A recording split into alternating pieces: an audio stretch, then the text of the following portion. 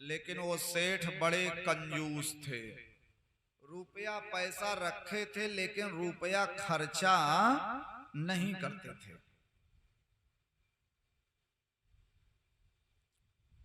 चार छह अलमारी नोटों की गड्डी भर करके अलमारी भरी हुई है, सब रुपए पैसे थे।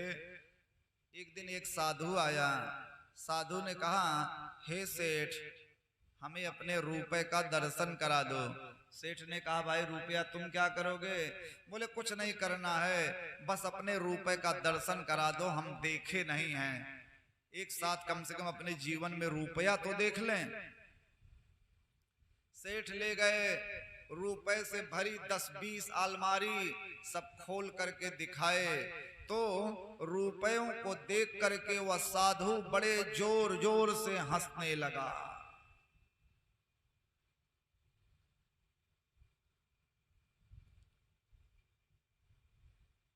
बड़ी जोर जोर से हंसने लगा।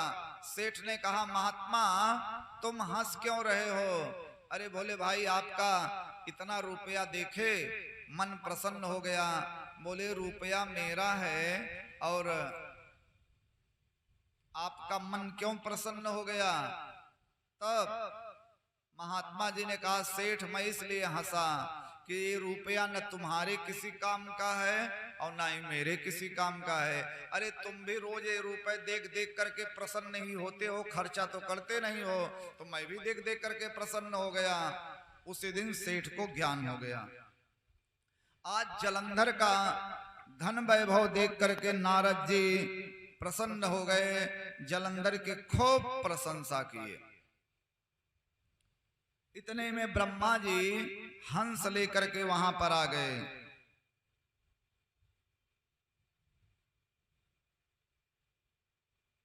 तो नारद जी भी वहां थे, ब्रह्मा जी भी थे। ब्रह्मा जी ने कहा, हे जलंधर मैं तुम्हारे ऊपर में बहुत खुश हूं। तीनों लोकों में जितना भी रुपया पैसा धन दौलत सोना चांदी है तुम सब ले आए, लेकिन तुम्हारे पास एक चीज की कमी है। जलंधर ने कहा, कमी क्या है? बोला, पत्नी रूपी धन। जलंधर बिना पत्नी के तुम्हारा ये रुपया पैसा सब बेकार है।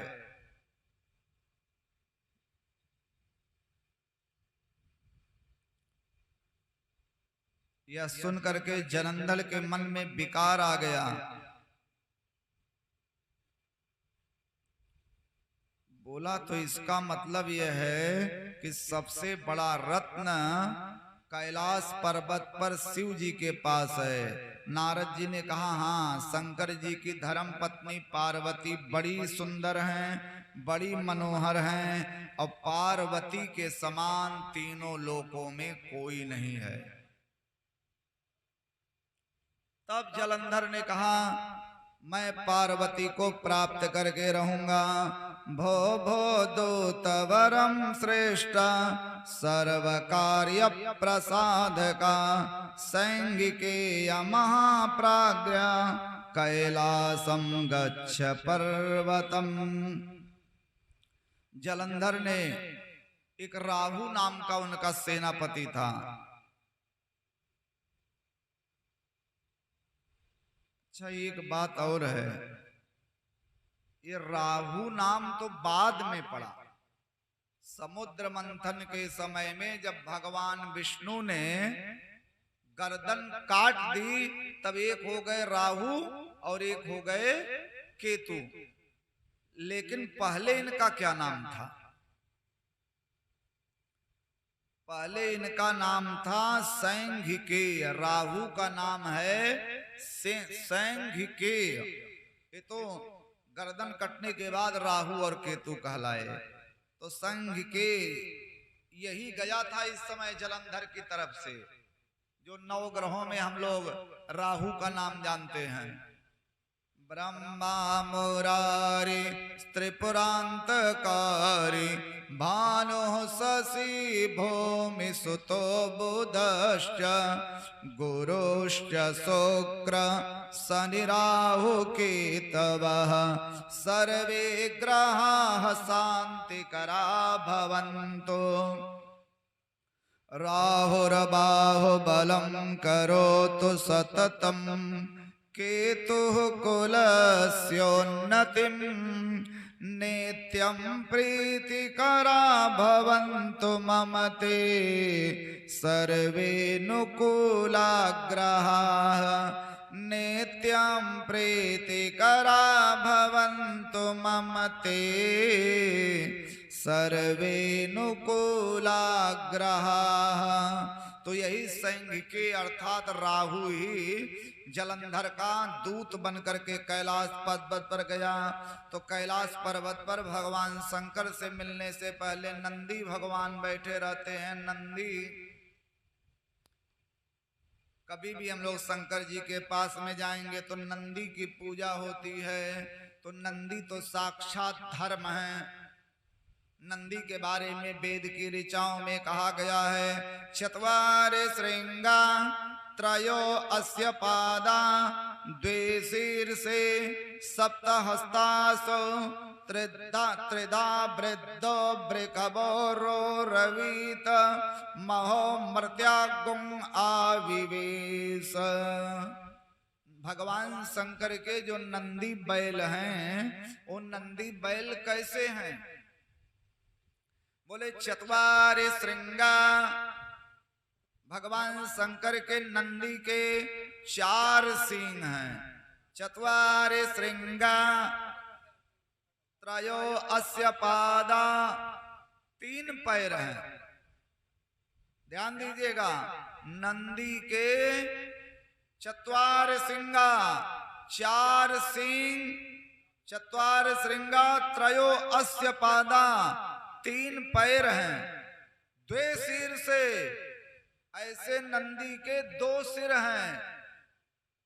त्रिधा वृद्धो वृकबोरो रवीत, और आश्चर्य की बात है ऐसे नंदी के 3 बैल 3 पैर बंधे हुए हैं। और यह नंदी मुख से राम राम उच्चारण करता रहता है। महो मर्त्या गुम आविवेश।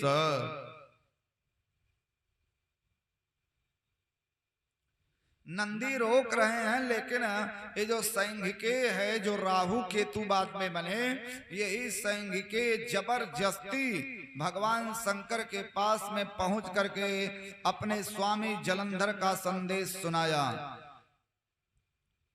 कि मेरे स्वामी जलंधर आपकी पत्नी पार्वती को अपनी पत्नी बनाना चाहते हैं, इसलिए हे भगवान शंकर उन्होंने पार्वती को बुलाया है। अरे इतना सुनते ही भगवान शंकर को इतनी तेज गुस्सा आया, इतनी तेज गुस्सा आया कि भयंकर क्रोध में भर गए। और जैसे ही भगवान शंकर को क्रोध आया, पृथ्वी को फोड़ करके एक भयंकर बड़ा ही भयानक पुरुष निकला। और वह जो पुरुष भगवान शंकर के क्रोध से प्रकट हुआ है, वह शेर की तरह था।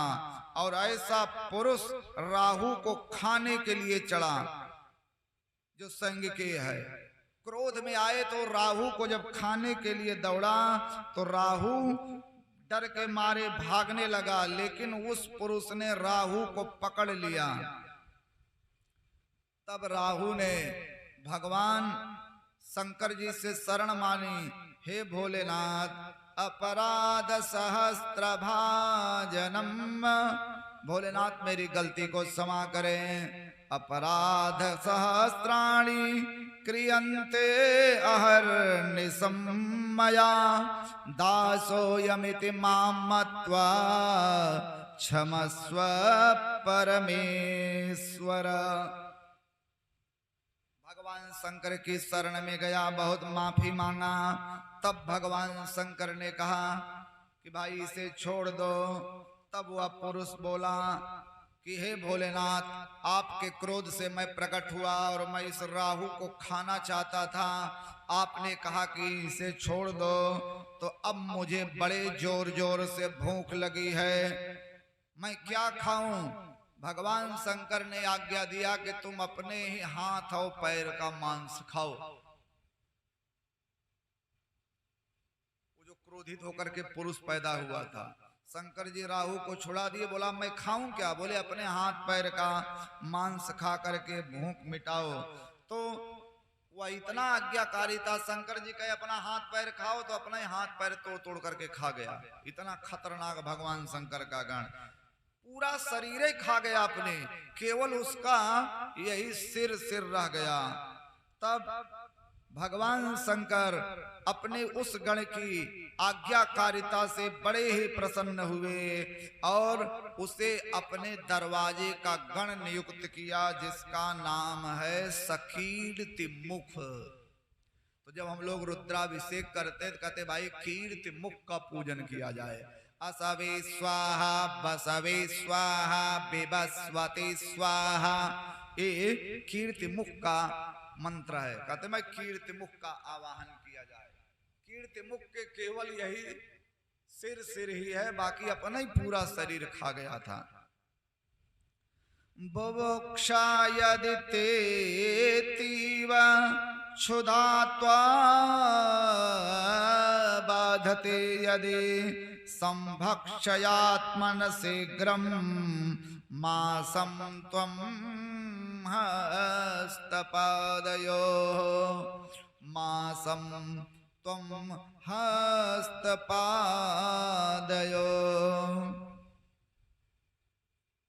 राहु वहां से भाग करके आए। राहु ने समझा कि मेरा नया जन्म हुआ है, बड़ा रंगबाज था ये। लेकिन जब भगवान शंकर का वह कीर्ति मुख खाने दौड़ा तो मिमियाने लगे, चिल्लाने लगे, छटपटाने लगे। और आज जब राहु भगवान शंकर की कृपा से छूट करके बाहर आए हैं तो राहु को ऐसा लगा कि जैसे मेरा दूसरा जन्म हुआ है। एक कहावत है ना, जान बची तो लाखों पाए, लौट के बुद्धो घर को आए, लौट के बुद्धो घर को आए। जलंधर के पास में राहु आया और पूरी बात बताई कि भगवान शंकर के यहाँ सोच लीजिए जलंधर बहुत खतरनाक खतरनाक गण हैं। अरे एक तो मुझे एक खाने वाला था और भगवान शंकर की बात पर सब मर मिटने वाले हैं। कीर्ति मुख को देख करके बिल्कुल एकदम डर गया है कि बाप रे, कोई कितना भी बड़ा बलवान हो, कितना भी बड़ा बलवान हो, कितना भी बड़ा वीर हो, कितना भी बड़ा बहादुर हो, दूसरों को मारने के लिए अपने शरीर के ऊपर में एक अगर ब्लेड चलानी होगी तो कांप जाएगा। किसी से कह दो भैया अपने ही ब्लेड लेकर के अपना यही काटो, सारी बहादुरी ऐसी की तैसी में चली जाएगी।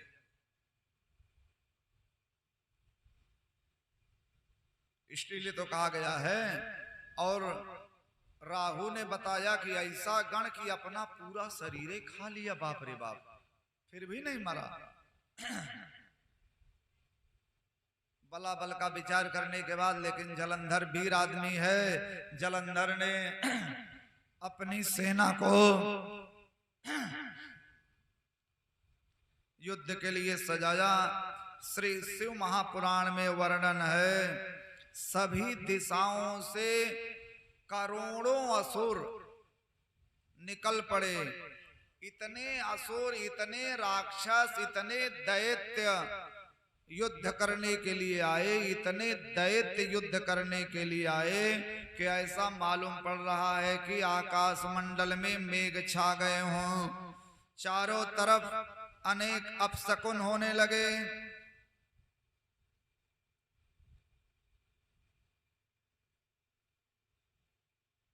शुक्राचार्य भी उसमें उद्घाटन करा रहे हैं।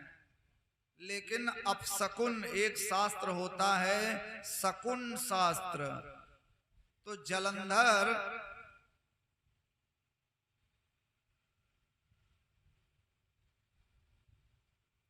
प्रेम से बोलिए श्री शंकर भगवान की जय। तो जलंधर जब युद्ध करने के लिए तैयार हो करके जाने लगा तो उसका मुकुट ही गिर गया। तो मुकुट का गिरना बहुत बड़ा अपशकुन होता है।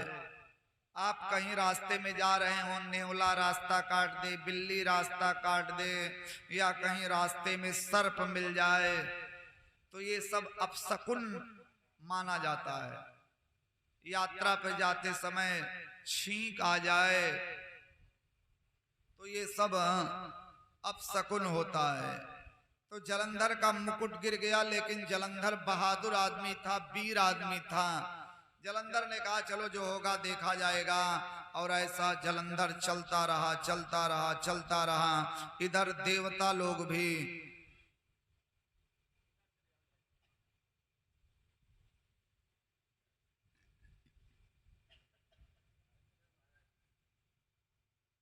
राजा अम्बरीश के दरबार में श्री शिव महापुराण की कथा में आपका बहुत बहुत स्वागत है। भगवान भोलेनाथ आपकी मनोकामना को पूरी करें, घर परिवार बाली फुलवारी सब बनी रहे।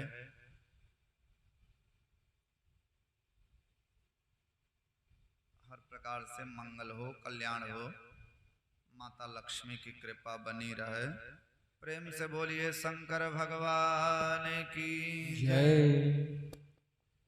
मैं घनश्याम को देखता जा रहा हूँ, मैं घनश्याम को देखता जा रहा हूँ।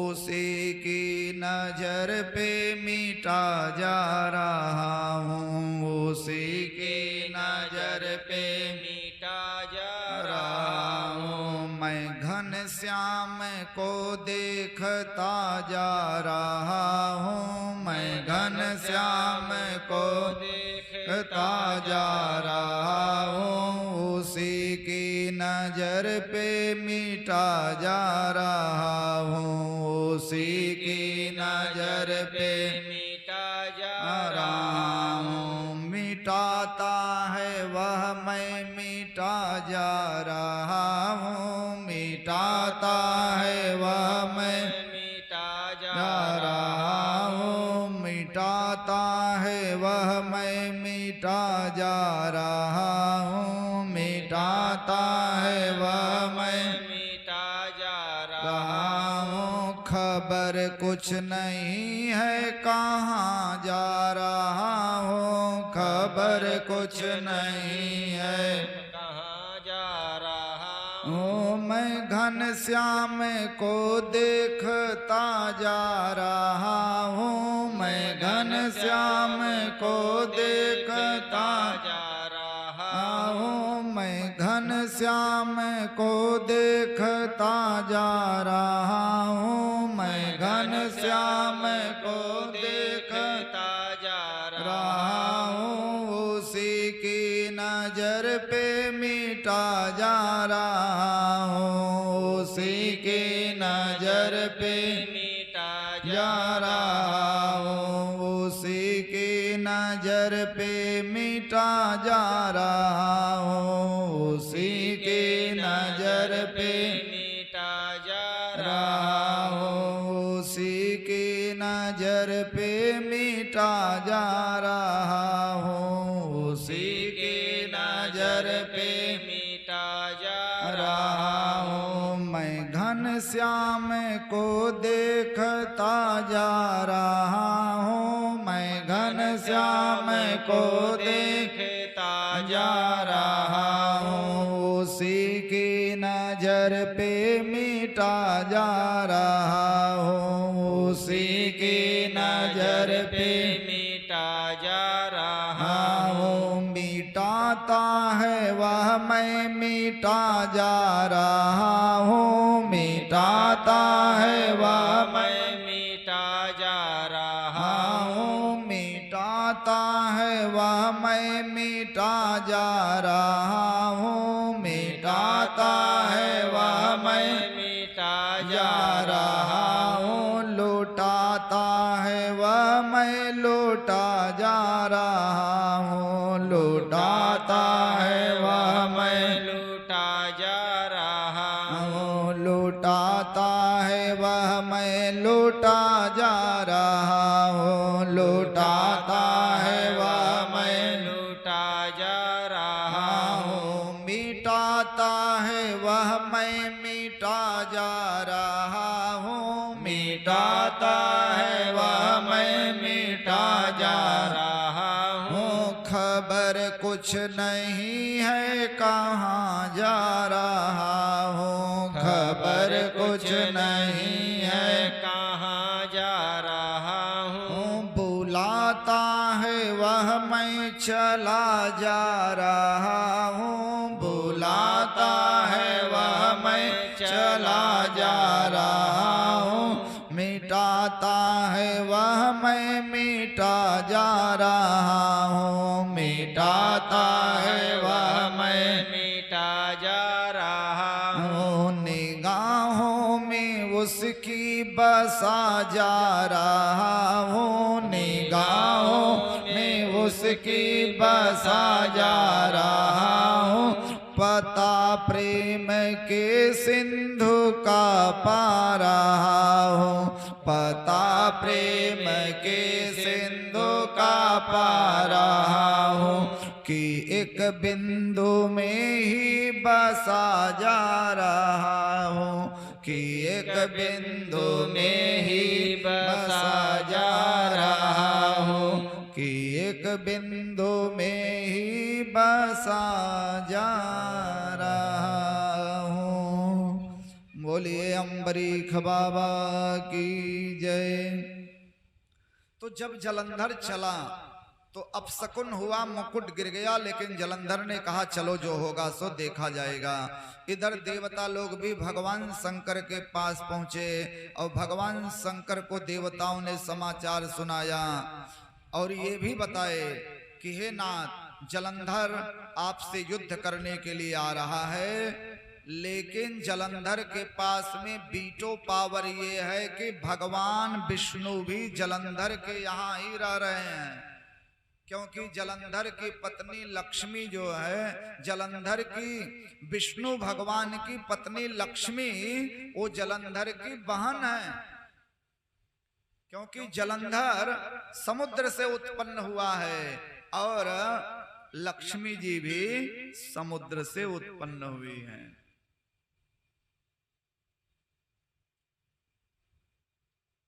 तो एक तरीके से देखा जाए तो जलंधर भगवान विष्णु जो हैं वो जलंधर के बहनोई हैं। तो देवताओं ने कहा कि भगवान विष्णु इस समय वहीं हैं और लक्ष्मी जी भी वहीं हैं, तो चूंकि भगवान विष्णु वहां पर हैं तो कुछ देवता लोग भी इस समय वहीं पर रह रहे हैं। अब आप जैसा समझें। देवताओं ने कहा हे भोलेनाथ, ऐसा पावरफुल जलंधर आपसे युद्ध करने के लिए आ रहा है, लेकिन देवता बहुत डरे हुए भी हैं कि हे भोलेनाथ इसका अंत जरूर कर दीजिएगा, क्योंकि ये जलंधर बहुत खतरनाक है। भगवान शंकर के क्रोध से ही तो उत्पन्न हुआ था जलंधर। कल आप लोग कथा सुने। देव देव महादेव करुणाकर शंकर, देव देव महादेव करुणाकर शंकर, नमस्तेस्तु महेशान पाहि नः शरणागतम्, नमस्तेस्तु महेशान पाहि नः शरणागतम्।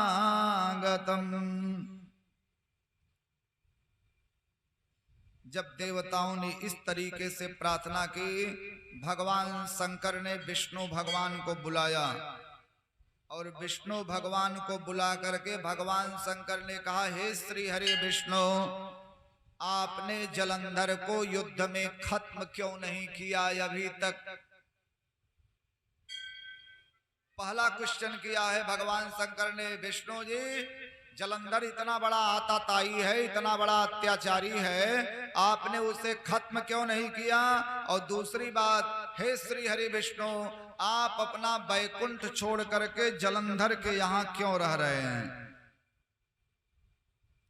तब भगवान विष्णु ने हाथ जोड़ करके कहा, हे शंकर भगवान, मैंने ये सोच करके जलंधर को नहीं मारा कि ये जलंधर आपका अंश है, यही सोच करके हमने मारा नहीं, और लक्ष्मी जी का भाई है।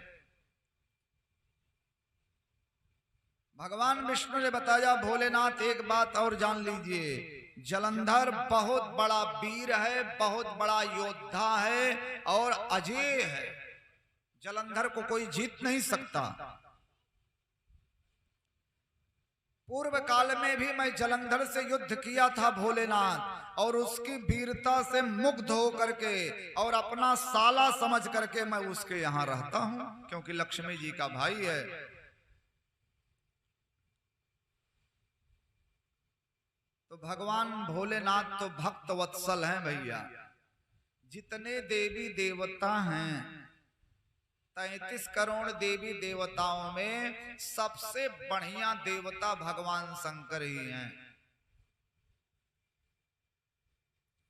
सबसे बढ़िया और सबसे जल्दी प्रसन्न होने वाले देवता भगवान शंकर हैं। भगवान शंकर जलंधर की विष्णु की बात सुनकर के शंकर जी हंस पड़े, और शंकर जी ने कहा, हे विष्णु जी, मैं जलंधर का अंत जरूर करूंगा। उसी समय बड़ा भारी कोलाहल सुनाई पड़ा। जब जहां 4-6 लोग रहते हैं तो शोरगुल होता ही है लड़ाई झगड़ा में। कोई भी लड़ाई झगड़ा हो तो उसमें पहले चुपचाप लड़ाई थोड़ी होती है। लड़ाई में पहले आवाज निकलती, मार मार मार मार, धार धार धार, पकड़, ऐसे होता है। अब चूंकि ये लोग राक्षस थे, करोड़ों करोड़ राक्षस शंकर जी से लड़ने के लिए आ रहे हैं जलंधर की सेना में, मारो मारो मारो मारो मारो मारो, ऐसा कोलाहल जब सुनाई पड़ा, तब भगवान शंकर ने भी अपने गणों को युद्ध करने के लिए भेज दिया। श्री सूत जी सौनकादि ऋषियों को, वेद व्यास जी शिव महापुराण में ब्रह्मा जी नारद को ये कथा सुना रहे हैं। भगवान शंकर के गणों में और जलंधर की सेना में इतना भीषण संग्राम हुआ, इतना भीषण संग्राम हुआ। वेद व्यास जी लिखते हैं, भेरी बजने लगी, मृदंग बजने लगा, शंख बजने लगा, और भेड़ी मृदंग घंटा घरियारी से पृथ्वी कांपने लगी। इतने हाथी मरे, इतने घोड़े मरे, इतने मनुष्य मरे कि हाथी घोड़ा मनुष्य के मरने से जैसे लग रहा है बहुत बड़ा पहाड़ खड़ा हो गया हो। इतने लोग उसमें मरे, और लोगों के मरने से जो खून निकले, जो रक्त निकले, रक्त और मांस से पूरी धरती कीचड़ कीचड़ हो गई। और इधर एक और देखिए कहानी, इधर जो भी दैत्य मर रहे हैं, दैत्यों के एक महान गुरु हैं जिनका नाम है शुक्राचार्य। शुक्राचार्य के पास में एक विद्या है जिसका नाम है मृत संजीवनी विद्या, और ये मृत संजीवनी विद्या शुक्राचार्य जी भगवान शंकर से ही प्राप्त किए हैं।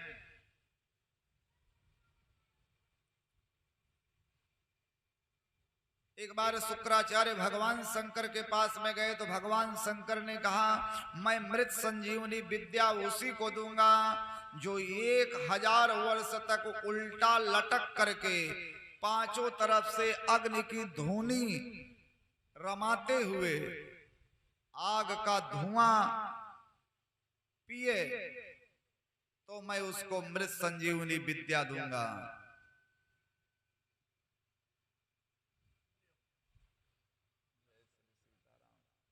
बहुत बहुत मंगल हो, कल्याण हो। अधिक मास के शुभ अवसर पर राजा अम्बरीश के दरबार में शिव महापुराण की कथा में आप लोगों को बहुत बहुत मंगलानुशासन, और राजा अम्बरीश के दरबार से, इस व्यासपीठ से बहुत बहुत आशीर्वाद। हर प्रकार से मंगल हो, कल्याण हो।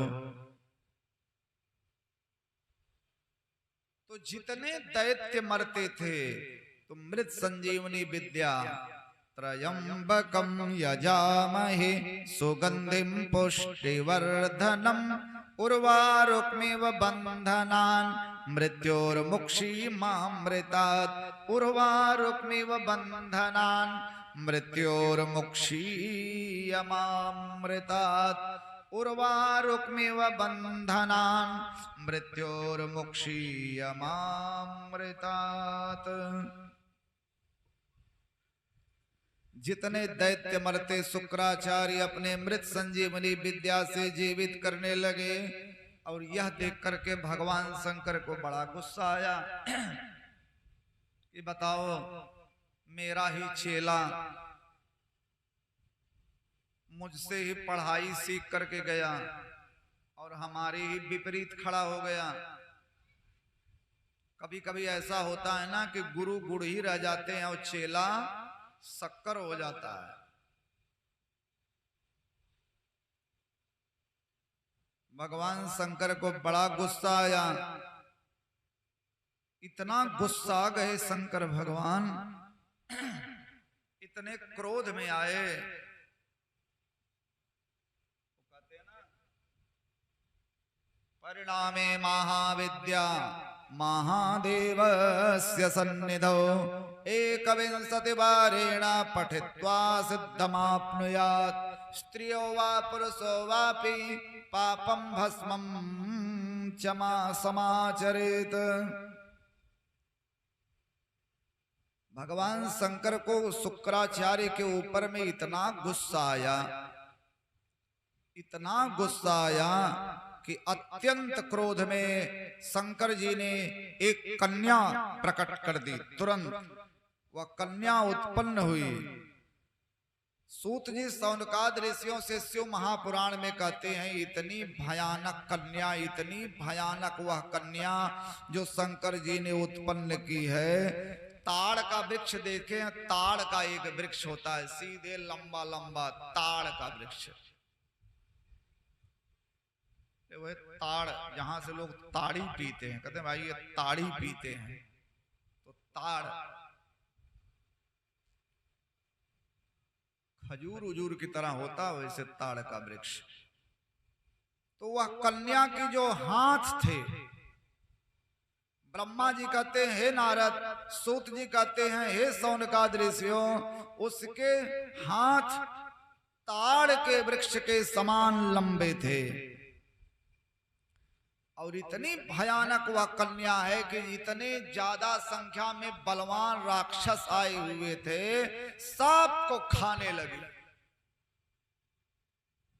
ऐसे बड़े बड़े मोटे मोटे चौड़े चौड़े लंबे लंबे राक्षसों को पकड़ती और सीधे मुंह में डाल करके चबाने लगी। इतनी खतरनाक, बहुत सारे राक्षसों को खा ले गई। अब शुक्राचार्य को तो पकड़ करके उस कन्या ने ऐसी जगह छुपा दिया ले जाकर के कि बताने लायक नहीं। प्रेम से बोलिए श्री शंकर भगवान की जय। शुक्राचार्य की बड़ी दुर्दशा हुई। शुक्राचार्य को अपने शरीर के अंदर में छुपा लिया और वह कन्या अंतर ध्यान हो गई। बहुत सारे दैत्यों को खा ले गई। शुक्राचार्य को अपने शरीर में ले जाकर के छिपा ली। अब शुक्राचार्य जैसे ही लुप्त हुए, शुक्राचार्य जी जैसे गायब हुए, सारे दैत्य रोए, हमारे गुरु कहाँ गए, हमारे गुरु कहाँ गए, हमारे गुरु कहाँ गए। सब दैत्य घबरा गए और उसी घबराहट में सारे दैत्य युद्ध का मैदान छोड़ करके भागने लगे। अरे बड़ा वर्णन है। तो निशुंभ और कालनेम ये सब उस समय सेनापति थे। जलंधर जिस समय दैत्यों का राजा बना था, निशुंभ उसुंभ सब उसमें टहल रहे थे इधर उधर, तो बाद में निशुंभ उसुंभ बने। जलंधर बहुत बड़ा बलवान है। तो निशुंभ और कालनेमी ये दो जलंधर के सेनापति हैं। भागते हुए वीरों को ललकारते हुए रोके और इधर गणेश के साथ निशुंभ का और कार्तिकेय के साथ काल नेमि का भयंकर संग्राम हुआ, बहुत बड़ा युद्ध हुआ, बहुत बड़ा युद्ध हुआ। बाद में जब ये दोनों कमजोर पड़ने लगे तो भगवान शंकर के बेटे कुमार कार्तिकेय के साथ जलंधर का बड़ा भारी युद्ध हुआ। लेकिन जलंधर गणेश जी के ऊपर, नंदी के ऊपर, कुमार कार्तिकेय के ऊपर, सब के ऊपर जलंधर भारी पड़ने लगा। और जिन वीरभद्र का हम लोग नाम सुनते हैं, वीरभद्र जो दक्ष यज्ञ विध्वंस में गए थे, वीरभद्र, भद्रं कर्णेभिः शृणुयामदेवा भद्रं पश्येमाक्षभिर्जत्राः स्थिरैरङ्गैः तुष्टुवः पुंसस्तनूभिर्व्यसेमहि देवहितं जदायुः। गणेश भगवान को चोट लगी, कार्तिकेय को चोट लगी, इन सबको गदा से मारे गए थे सब उस युद्ध में। गणेश भगवान और नंदी, भगवान शंकर के जो नंदी बैल हैं, गणेश भगवान और नंदी तो बेहोश हो गए और वीरभद्र की खोपड़ी फूट गई थी। ऐसा वर्णन है शिव पुराण के अंदर में। जो बड़े बड़े दिग्गज थे उस युद्ध में वीरभद्र का सिर फट गया। अब जब वीरभद्र की खोपड़ी फूटी तो भगवान शंकर के गण भागने लगे। भैया जब वीरभद्र मारा जाता अब रुकना ठीक नहीं, क्योंकि वीरभद्र बहुत बड़े बलवान हैं। अथ वीर गणै रुद्र, सूत जी सौनकादि ऋषियों को शिव पुराण का वर्णन कर रहे हैं। अथ वीर गणै रुद्र, रौद्र रूपो महाप्रभो, अभ्यगात् वृषभारूढं संग्रामं प्रसन्नरिव। तब भगवान शंकर को गुस्सा आया। भगवान शंकर रौद्र रूप धारण करके नंदी के ऊपर में बैठ करके लड़ाई के मैदान में पहुंचे। और भगवान शंकर तो देवों के देव महादेव हैं, कालों के काल महाकाल हैं। ऐसे भगवान शंकर का रौद्र रूप देख करके भगवान शंकर मामूली तो है नहीं। जब शिव तीसर नयन उघारा, निरखत काम भयं जर छारा। तो शंकर जब रौद्र रूप में आ जाएं, जितने राक्षस थे सब भागने लगे। लेकिन जलंधर बहुत बड़ा योद्धा है। जलंधर भगवान शंकर के सामने भी अजय चट्टान की तरह खड़ा रहा।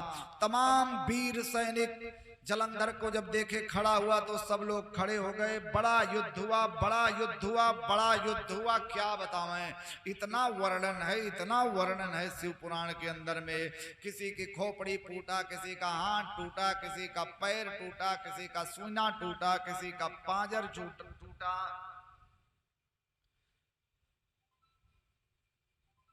युद्ध करते करते करते करते करते करते करते करते करते करते करते बहुत दिन बीत गए। न भगवान शंकर पीछे हट रहे हैं, न जलंधर पीछे हट रहे हैं। दोनों तरफ से सेनाएं युद्ध कर रही हैं। जलंधर चालाकी खेलने लगा, मायावी राक्षस है। तो जलंधर भगवान शंकर का रूप बना लिया। सब मायावी राक्षस थे। शंकर जी का रूप बना करके पार्वती के पास में जाने लगा। जाकर के मैं इस शंकर बन जाऊं, इधर युद्ध चल रहा है और मैं पार्वती को अंगीकार कर लूंगा। क्योंकि यही थी इसके मन में, दुर्भावना ही भरी गई थी। नारद का ये सब कपट जाल था कि जब इस तरह से लड़ाई झगड़ा होगी तभी युद्ध होगा। तो जलंधर, सूत जी सौनकादि ऋषियों को कहते हैं, जलंधर नकली शंकर का रूप धारण करके भगवती पार्वती देवी के पास में तो पहुंच गया। लेकिन जलंधर ने जैसे ही पार्वती को देखा उसका तेज पृथ्वी पर गिर पड़ा। अपने तेज को सहन नहीं कर सका। तो पार्वती जी इधर जलंधर को पहचान गई दूर से ही कि जलंधर है। तो भगवती पार्वती तो अंतर ध्यान हो गई, सागर के तट पर पहुंच गई।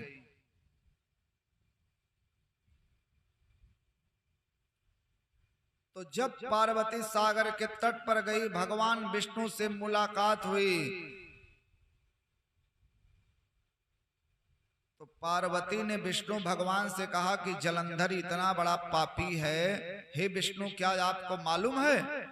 तब विष्णु हाथ जोड़ करके बोले, हे माता जी, आपकी कृपा से हमें सब मालूम है। तब पार्वती ने कहा, जलंधर ने जो मार्ग खोला है, जाओ उसका तुम भी अनुसरण करो। अरे जब जलंधर शंकर जी का रूप धारण करके मेरे पास आया, तो हे विष्णु, जाओ तुम भी जलंधर का रूप धारण करके जाओ और उसकी पत्नी के पास, ये मेरी आज्ञा है। माता पार्वती ने अनुरोध नहीं किया विष्णु से, बोले ये सीधे आज्ञा है, नहीं तो ये युद्ध खत्म नहीं होगा। क्योंकि दोनों तरफ से जलंधर की पत्नी वृंदा भी महान पतिव्रता है, और जो स्त्री महान पतिव्रता होगी, अपने पति को परमेश्वर मानती है, ऐसे स्त्री के पति का त्रैलोक्य में कोई बाल बांका कर नहीं सकता है। तो इधर जलंधर जो है, जब स्वयं आया शंकर जी का रूप धारण करके मेरे पास, तो जाओ तुम भी जाकर के उसकी पत्नी का पतिव्रत धर्म नष्ट करो।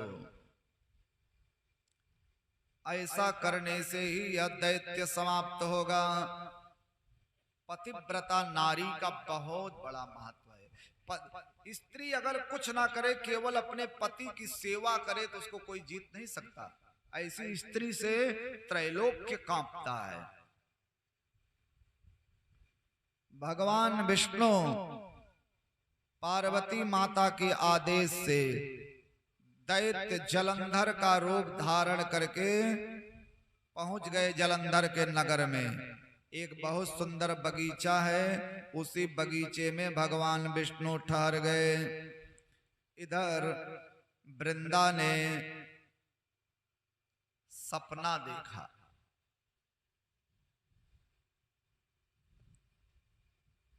वृंदा बड़ा खराब सपना देखती है आज रात में। क्या देखा?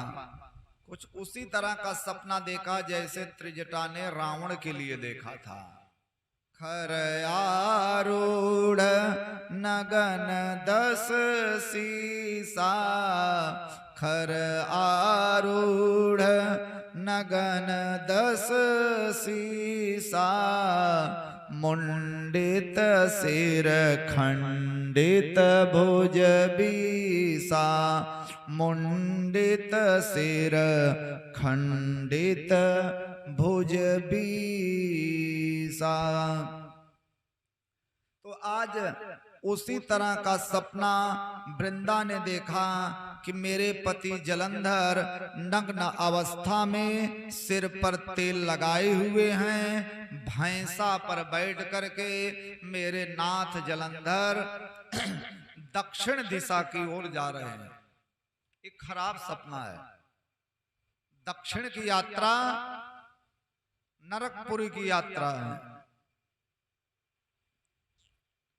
और भी वृंदा ने देखा काले रंगों के पुष्पों की माला पहने हुए हैं, चारों ओर हिंसक जीव चल रहे हैं, और ये मेरा पूरा नगर समुद्र में समा रहा है।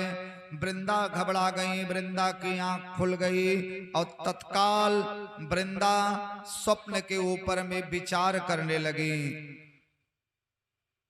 अपनी सखियों को बुला करके वृंदा कहती हैं, ये मेरी सखी, मैंने बहुत खराब सपना देखा। सखियों ने कहा कुछ नहीं होगा, जाओ इष्ट देवता के पास में दिया जला दो। जब भी आप लोग जीवन में कभी कोई खराब सपना देखें, आंख खुल जाए, सपना याद रहे, तो भगवती तुलसी जी के समीप दिया जला देना चाहिए, तो सपन का प्रभाव कम हो जाता है।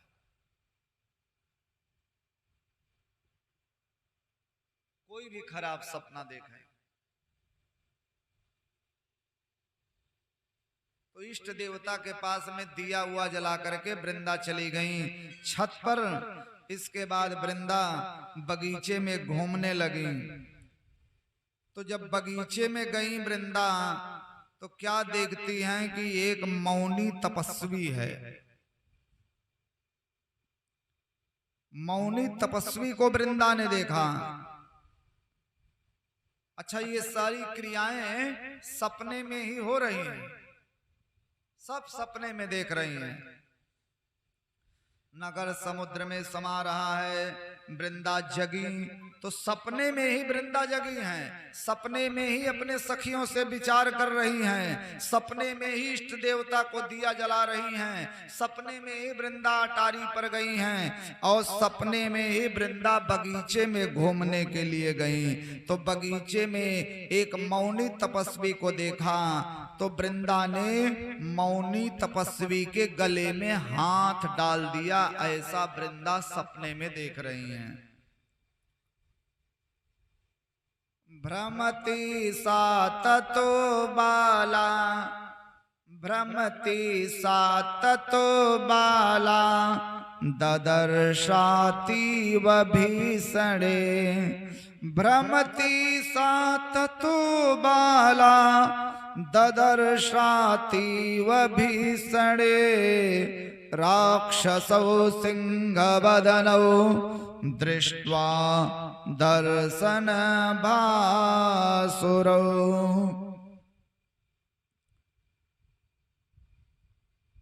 तो जब वृंदा महात्मा जी के गले में, मौनी साधु के गले में जब हाथ डाली तो घबराहट दूर हो गया। फिर सपने में वृंदा ने उन मौनी संत को प्रणाम किया और अपनी कृतज्ञता प्रकट की।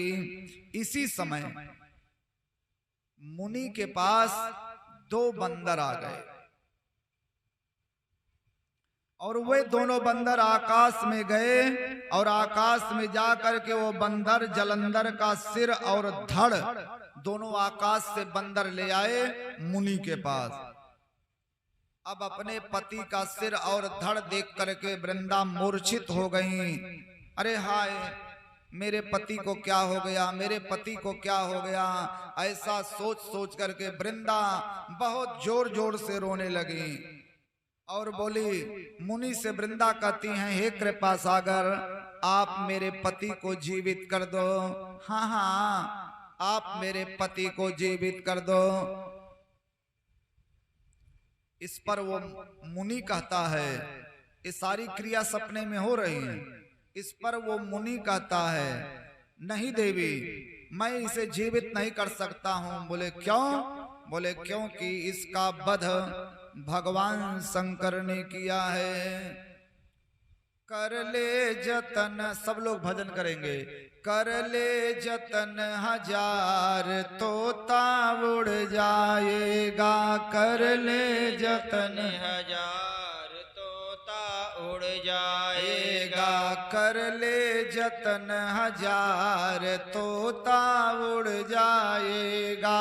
कर ले जतन 1000 तोता उड़ जाएगा।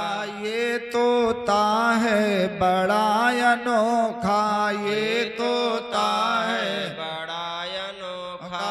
देगा एक दिन सबको धोखा। देगा एक दिन सबको धोखा।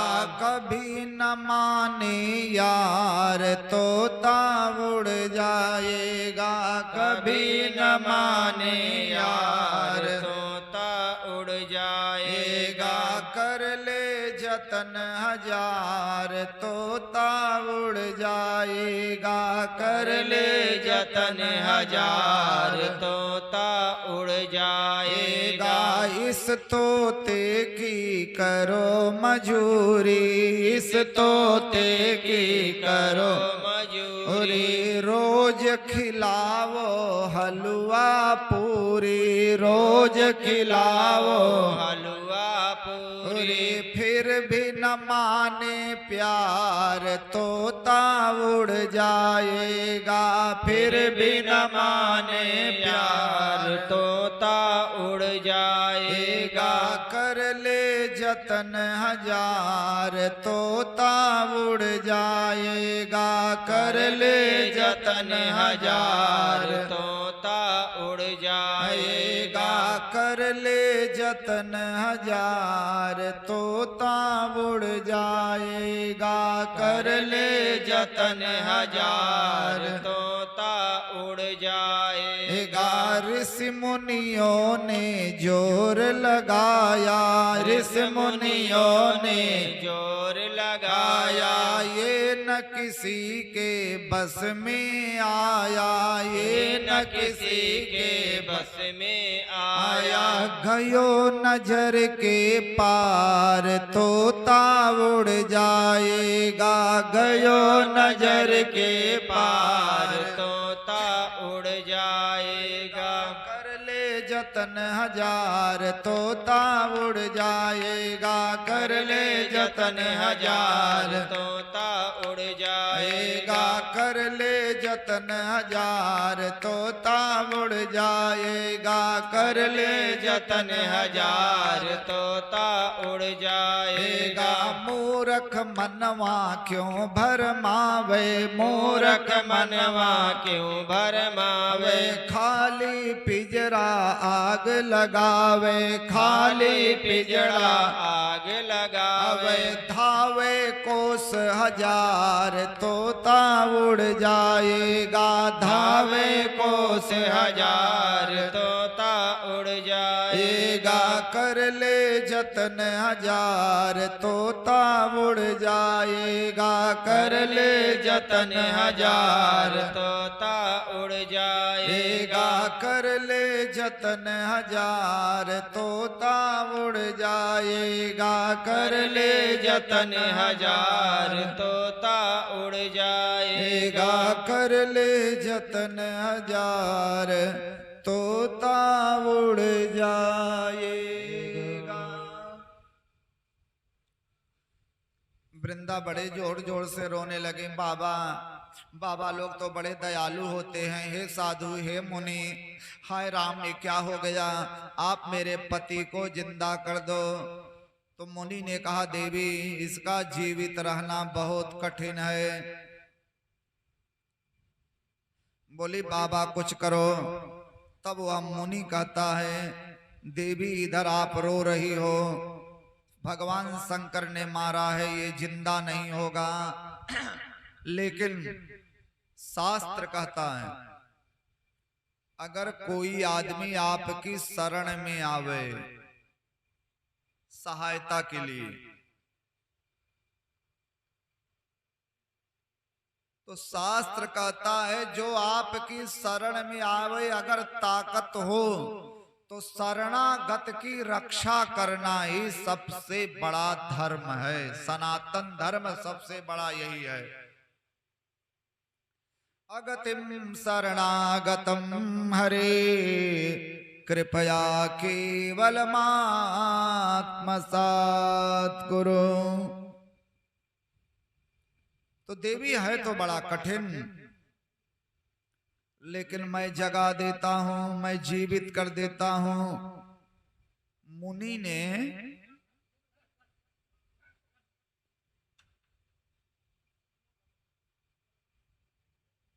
जय सीताराम माता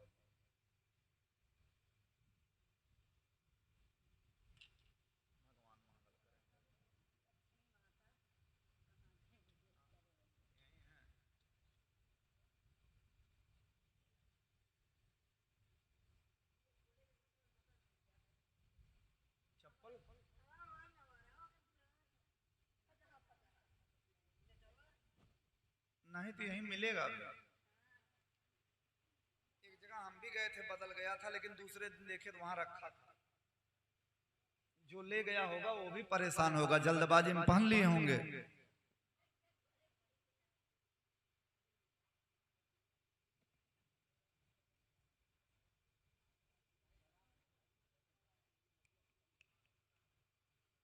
हैरान नहीं है, वहीं जल्दबाजी में कोई पहन लिए।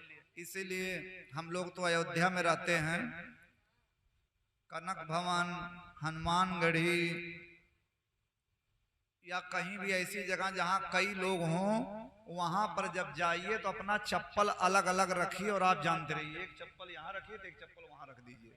ये वहां अयोध्या का ट्रिक है कि कनक भवन के पास जाए तो एक चप्पल वहां रख दीजिए, एक चप्पल वहां रख दीजिए, तब आपका चप्पल सुरक्षित रहेगा, जहां है वैसे पड़ा रहेगा। और दोनों जो है एक तरफ रहेगा तो कोई आदमी आएगा, सामूहिक स्थान पर सब एक जैसे थोड़ी आते। कोई बढ़िया चप्पल देखा पहन लिया और आप रोने लगे, अरे हाय हाय मेरा चप्पल खो गया। तब तक एक आया बोला कोई तुम्हारा पहन गया, तुम भी किसी दूसरे का पहन के चलो। तो वहां पर यही होता है। बोलिए अम्बरीश बाबा की। तो एक ट्रिक बता दिए माता जी आपको कि जब भी कहीं भागवत कथा उथा में जाएं तो चप्पल दूर दूर रखिए, एक वहां एक वहां, कभी नहीं चोरी होगा ना कभी खोएगा।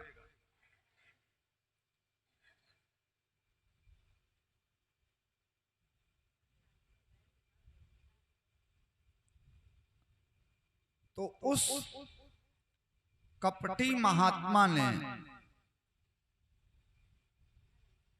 जीवित कर दिया। सब भगवान की माया थी। तो जलंधर को फिर से जीवित दे करके वृंदा बहुत खुश हुई। जलंधर ने वृंदा का आलिंगन किया और अब इधर धन्यवाद दे रही हैं कि अरे अरे आपने मेरे पति को जीवित कर दिया। तो जब वो जीवित हो गया तो आलिंगन किया, इतने में भगवान विष्णु जो है वो प्रकट हो गए। अब जब भगवान विष्णु को देखी तुरंत वृंदा की आंख खुली, सामने भगवान विष्णु को देखी। सब भगवान विष्णु की माया थी जो इतनी देर से लीला चक्र चल रहा था। हे विष्णु आपने मेरे साथ ऐसा क्यों किया? धिक्त देव हरे शीलम परदाराभिगामिनः, धिक्त देव हरे शीलम परदाराभिगामिनः, ज्ञातोऽसि त्वं मया सम्यक् मायि प्रत्यक्षतापसः।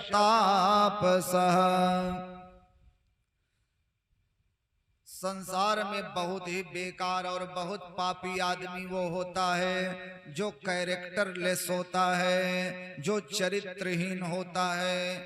शास्त्र कहता है चरित्रहीन व्यक्ति के हाथ का पानी नहीं पीना चाहिए। धन गया कुछ ना गया, स्वास्थ्य गया कुछ जाता है। धन गया कुछ ना गया, स्वास्थ्य गया कुछ जाता है।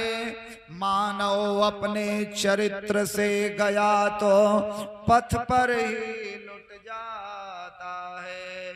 मानव अपने चरित्र से गया तो पथ पर ही लुट जाता है।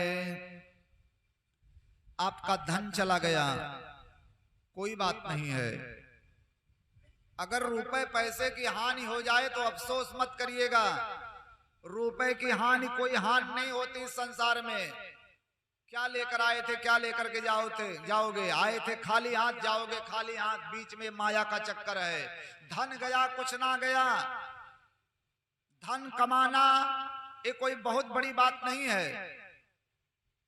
जो कहा गया है उद्योगिनम सिंहम उपैति लक्ष्मी, जो उद्योगी पुरुष होते हैं, जो कर्मशाली पुरुष होते हैं, उद्योगी पुरुष के पैरों पर लक्ष्मी रहती है। उद्योगिनम सिंहम उपैति लक्ष्मी, ये लक्ष्मी उसी पुरुष का वर्ण करती हैं जो कर्मशाली होता है, जो उद्यमी होता है। तो ऐसा उद्यमी रुपए पैसे 1 मिनट में बना लेगा। रुपए पैसे कमाना कोई बहुत बड़ी बात नहीं है, और न ही रुपए को लेकर के इतनी बड़ी टेंशन करने की जरूरत है। धन गया कुछ ना गया। कहावत है रुपया पैसा हाथ का मैल होता है। धन गया कुछ ना गया। बीच में देखिए सदी के महास्टार अमिताभ बच्चन भी बीच में कर्जे में चले गए थे। उनको लोन लेना पड़ा था। अभी ज्यादा दिन नहीं हुआ, 10-20 साल पहले। लेकिन फिर देखिए अमिताभ बच्चन हो गए। तो धन का लॉस कोई लॉस नहीं होता है। ऋषियों ने कहा धन गया कुछ ना गया। रुपए पैसे की तो चिंता ही मत करिए। हाँ स्वास्थ्य गया कुछ जाता है। अगर आपका स्वास्थ्य चला गया तो थोड़ा बहुत अफसोस करने की बात है।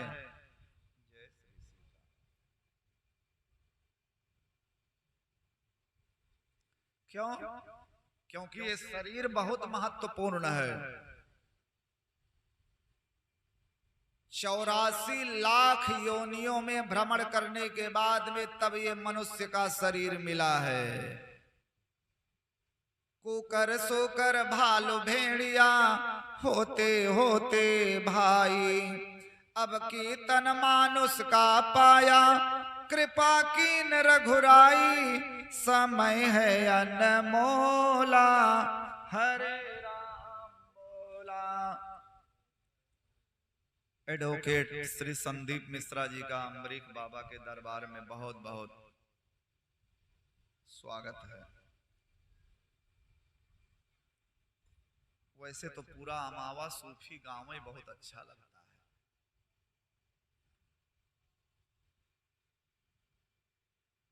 अब इसमें भी मिश्रा जी का स्थान दूसरा है। वो भाव और ये स्नेह दिया था छोटी सी यात्रा में इन्होंने। लौकुश तिवारी जी को भी बहुत बहुत धन्यवाद और आशीर्वाद आपको किसी तरह से। सही बात तो ये है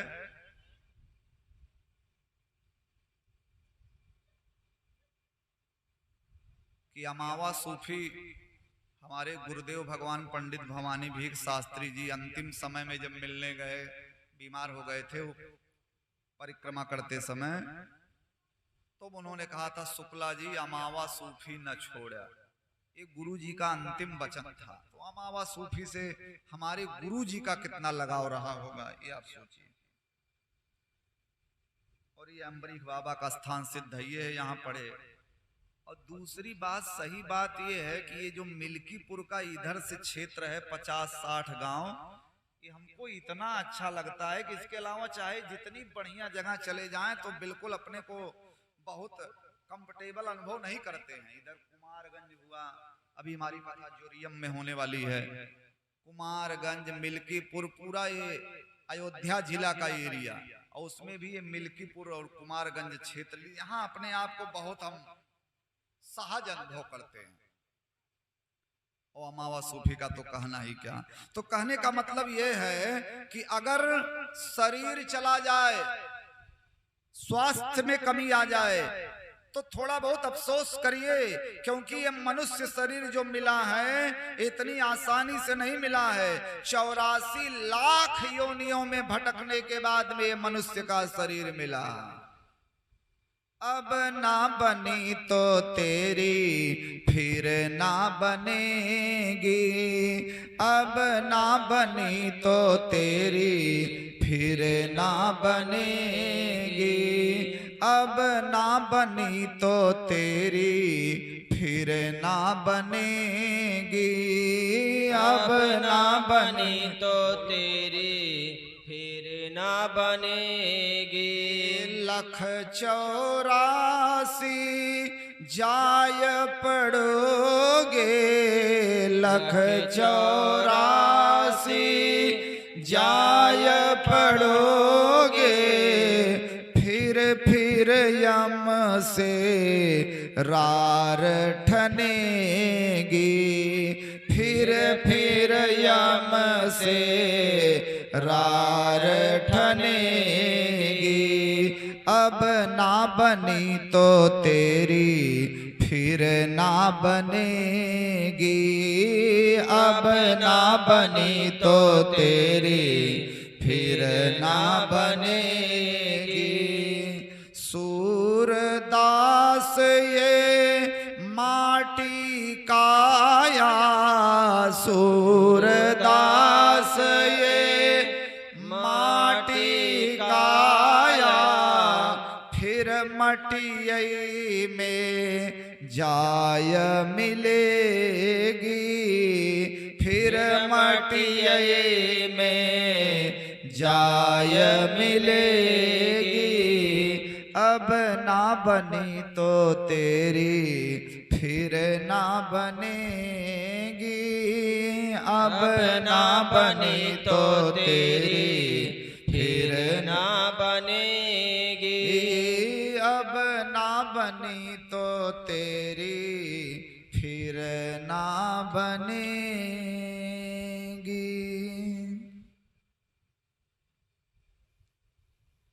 इस शरीर बहुत महत्वपूर्ण है। शरीरम आदाय खलु धर्म साधनम। इस शरीर ही हमारा धर्म और अधर्म करने का साधन है। पाप करेंगे पुण्य करेंगे इसी शरीर से करेंगे। जब शरीर ही नहीं रहेगी जब शरीर ही नहीं बचेगी तो कैसा पाप और कैसा पुण्य, सारा खेला खत्म मरने के बाद। तो ये शरीर धर्म और अधर्म का साधन है, इसलिए शरीर की रक्षा करनी चाहिए। वेद का ऋषि कहता है सतम विहाय भोक्तव्यम। अगर 100 काम हो और 100 कामों में एक काम भोजन हो तो सबसे पहले भोजन करना चाहिए। सतम विहाय भोक्तव्यम। 100 कामों में भोजन भी हो तो पहले भोजन कर लो। तो स्वास्थ्य गया कुछ जाता है।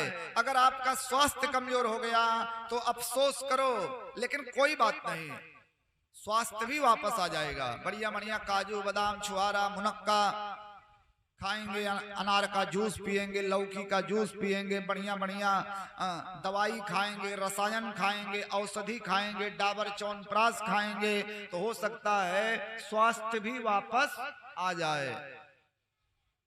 लेकिन अगर चरित्र चला गया तब मानव अपने चरित्र से गया तो पथ पर ही लुट जाता है। चरित्रहीन आदमी न इस संसार को कोई दिशा दे सकता है, न ही राष्ट्र को कोई दिशा दे सकता है। चरित्रहीन के हाथ का पानी नहीं पीना चाहिए। वृंदा रोते हुए कही, हे विष्णु, आप भगवान कहे जाते हो, आपको धिक्कार है। हे विष्णु, धिक् तदेव हरे शीलम परदाराभिगामिनः। शास्त्र कहता है परदारेषु मात्रेषु, दूसरे की स्त्री को माता समझो, और परद्रव्येषु लोष्ठवत्, दूसरे की स्त्री हमारी माँ है और दूसरे का धन हमारे लिए मांस के लोथड़े के समान है। सो पर नारी लीलार गोसाई, सो पर नारी लीलार गोसाई, तजवो चौथी के चंद की नाई, तजवो चौथी के चंद की नाई। दूसरे के नारी का मुखार बिंद नहीं देखना चाहिए। बोले कैसे? बोले जैसे भादों की चतुर्थी का चंद्रमा नहीं देखा जाता। वृंदा कहती है देख तदेव हरे शीलम परदाराभिगामिनः। हे विष्णु, तुम मेरे पति नहीं हो। हाँ, तुम मेरे पति नहीं हो, तुम मायावी हो और तुमने मेरे साथ छल किया। हे विष्णु जी, मैं आपको अपना आराध्य मानती थी, अपना इष्ट मानती थी, मैं आपकी पूजा करती थी और आपके मंदिर के पास में मैं दिया जला करके यही प्रार्थना करती थी कि मेरे पति परमेश्वर की रक्षा करना, कालों के काल महाकाल से लड़ने के लिए गए हैं। तो आदमी जिसकी पूजा करता है जब वही धोखा दे देगा तो फिर क्या होगा? हे विष्णु, तुमने हमारे साथ में धोखा किया है। भगवान चतुर्भुज रूप में प्रकट हो गए। तब वृंदा ने श्राप दिया, विष्णु तुमने मुझे जो 2 राक्षस दिखाए थे, कालांतर में यही दोनों राक्षस तुम्हारी पत्नी का हरण करेंगे। 2 राक्षस दिखाए थे ना, तो यही दोनों राक्षस तुम्हारी पत्नी का भी हरण करेंगे। और तुमने जो बंदर दिखाया, यही बंदर तुम्हारा साथी बनेगा, बंदर ही तुम्हारी सहायता करेंगे। और विष्णु, उस समय तुम्हें अथाह कष्ट होगा। ऐसा भगवान विष्णु को श्राप दिया वृंदा ने। जैसे आज मेरा पति मरा है, एक समय ऐसा आएगा कि तुम्हारी पत्नी का भी हरण होगा और तुम भी दुख पाओगे। इतना कह करके विष्णु जी के देखते देखते वृंदा अग्नि में प्रवेश कर गई, तुरंत अग्नि में समा गई। टेढ़े पिटारे कटारे किरीट की मांग के पाग की धारी की जय जय वृंदा विष्णु भगवान को श्राप देकर के अग्नि में प्रवेश कर गई। लेकिन चूंकि पार्वती के आदेश से विष्णु जी आए थे, इसलिए वृंदा का जो तेज है वो भगवती पार्वती में जाकर के समाहित हुआ। इधर शंकर भगवान के द्वारा जलंधर का वध हुआ।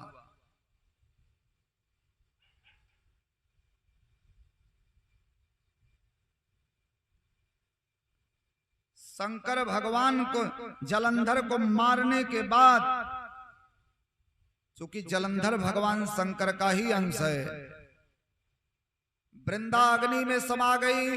भगवान विष्णु को श्राप मिला और शंकर जी जलंधर को बड़ी कठिनाई के बाद, अभी भी कई चैप्टर हैं, बड़े संघर्ष के बाद जब भगवान शंकर ने जलंधर को मारा तो जैसे आम इंसान पागल हो जाता है, उसी तरह से भगवान शंकर भी पागल हो गए। मार तो दिए लेकिन शंकर जी जैसे विक्षिप्त से हो गए, क्योंकि कहीं ना कहीं ये जलंधर भगवान शंकर का ही अंश था।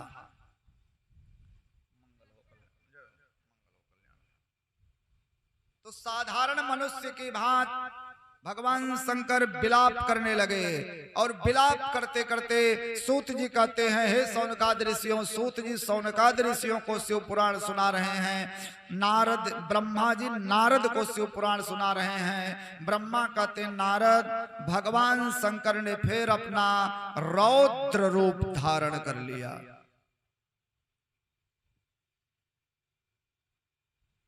बिल्कुल एकदम रौद्र रूप में आ गए, और जब रौद्र रूप में आए तो कोई भी असुर भगवान शंकर के सामने टिक नहीं पाया। यहाँ तक कि शुंभ निशुंभ ये सब भी भगवान शंकर से युद्ध करने में असमर्थ हो गए।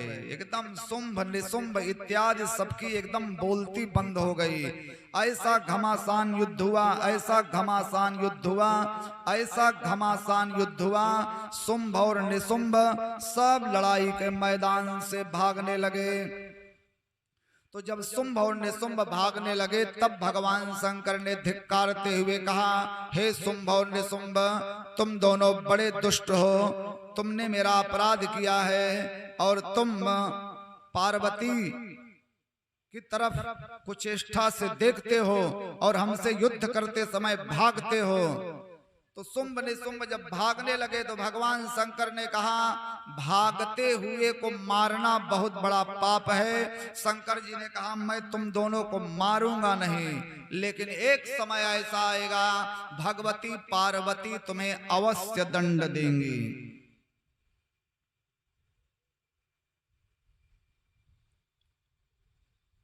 जलंधर का वध किए, शुंभ निशुंभ को श्राप दिए।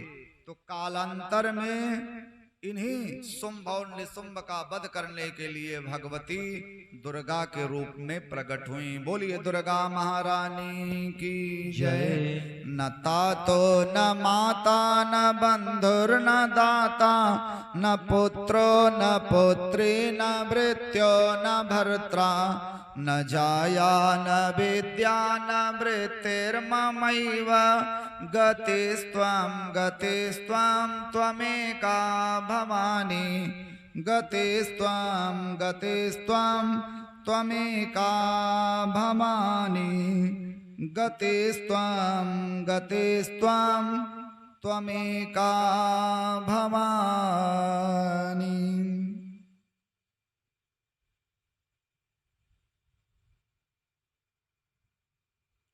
तो इस तरह से वृंदा और जलंधर की कथा मैंने आप लोगों को सुनाई। जलंधर के वध के बाद सारे देवता बड़े प्रसन्न हुए। भगवान शंकर ने देवताओं को उनका राज्य समर्पित किया और जितने देवता हैं सब आकर के भगवान शंकर की स्तुति कर रहे हैं। शिव शंकर भोले भाले शिव शंकर भोले भाले तुमको लाखों प्रणाम, तुमको लाखों प्रणाम। शिव शंकर भोले भाले, शिव शंकर भोले भाले तुमको लाखों प्रणाम, तुमको लाखों प्रणाम। कैलाश बसाने वाले, कैलाश बसाने वाले तुमको लाखों प्रणाम, तुमको लाखों प्रणाम। जटाजूट सिर ऊपर साजे, डम डमरू बाजे, जटाजूट सिर ऊपर साजे, डम डमरू बाजे। चंद्र कला मस्तक पर राजे, चंद्र कला मस्तक पर राजे। वाम विभागे शिवा विराजे, वाम विभागे शिवा विराजे। गले भुजंग हैं काले तुमको लाखों प्रणाम, तुमको लाखों प्रणाम। शीश पे सोहे गंग की धारा, महिमा तुम्हारी अगम अपारा। शीश पे सोहे गंग की धारा, महिमा तुम्हारी अगम अपारा। जय गणेश जय भव भयहारी, जय करुणा सागर करतारी। भस्म लगाने वाले, भस्म लगाने वाले तुमको लाखों प्रणाम, तुमको लाखों प्रणाम। भस्म लगाने वाले तुमको लाखों प्रणाम, तुमको लाखों प्रणाम। रुद्रमाला गले मुंडमाला, रुद्रमाल गले मुंडमाला। कर त्रिशूल सोहे करमाला, रुद्रमाल गले मुंडमाला। कर त्रिशूल सोहे करमाला। जय जय देव जय जयति कृपाला। नीलकंठ कटि में मृग छाला। कानन कुंडल डोले तुमको लाखों प्रणाम, तुमको लाखों प्रणाम। शिव शंकर भोले भाले, शिव शंकर भोले भाले तुमको लाखों